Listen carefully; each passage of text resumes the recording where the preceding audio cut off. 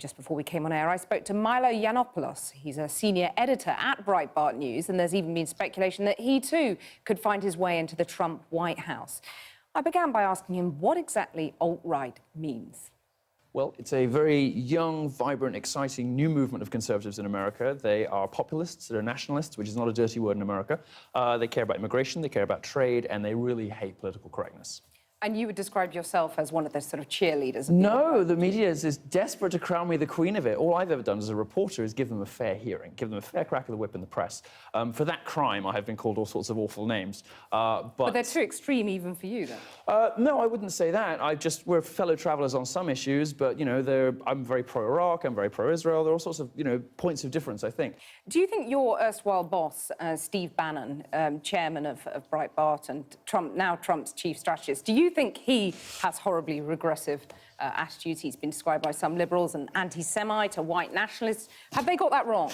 Well, Breitbart is a company staffed almost entirely by Jews. I am a gay Jew, and he made me into a star. He, you know, flew over from America to hire Raheem Kassam to run the London office, who is a, you know, brown-skinned Muslim.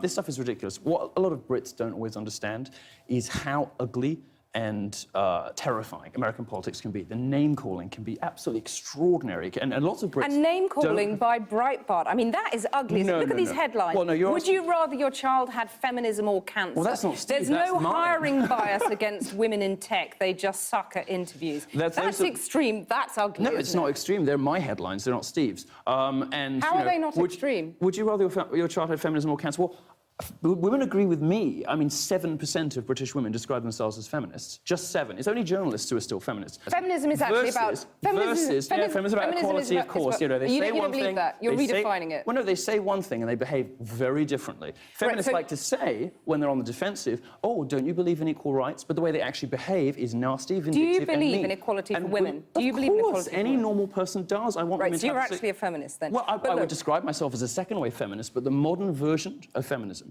this ugly, sociopathic, vindictive, mean, spiteful third-wave feminism, which, you know, which is defined by misandry. Okay. Women agree with me, not with you.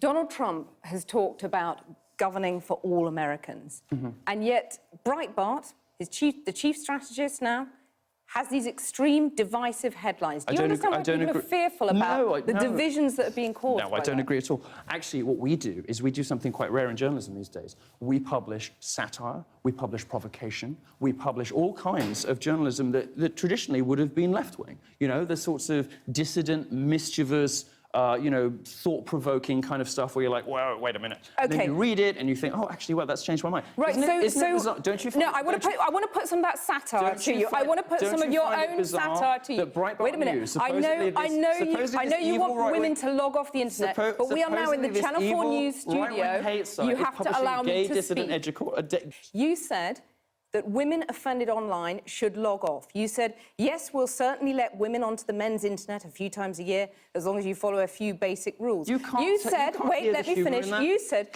mass Muslim immigration must stop, or people will know real rape culture. Are we supposed to just soak that up and take it as one big joke? Am I wrong about that? Am I wrong about that? Answer me. Are we supposed to just soak it up and take it as one big joke? You're supposed to treat it as it's intended and not wrench it from context. You know perfectly well that it is a provocation designed to make people think and perhaps to make them laugh. The guy who's behind all this provocation, the guy who hired you and turned you into a star, as you put it, is now chief strategist in the White House. What does it mean that someone who delighted in offending people, who delighted in having a laugh at Muslims and women, is now at the centre of power? I delight in offending people. I think the grievance brigade, victimhood, you know, the idea that hurt feelings are some kind of special currency, I think that needs to come to an end, and America agrees. What does that say about you? What does that say about the guy who is now the chief strategist? Should Steve Bannon care that people are offended? No, because America has been ruled for 30 years by people who are too worried about what other people feel, not what other people think,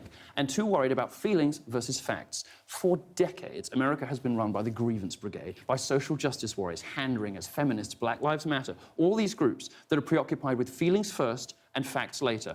They spread conspiracy theories and propaganda about the wage gap, campus rape culture. This stuff isn't real. What does it say about you, though? What does it say about Steve Bannon, who's now chief strategist, that you don't care about offending disabled people, ethnic minorities, women? You don't care about that. I don't care he about doesn't care about that. I care about facts. I don't care about your feelings. But I thought you believed in a post-fact universe.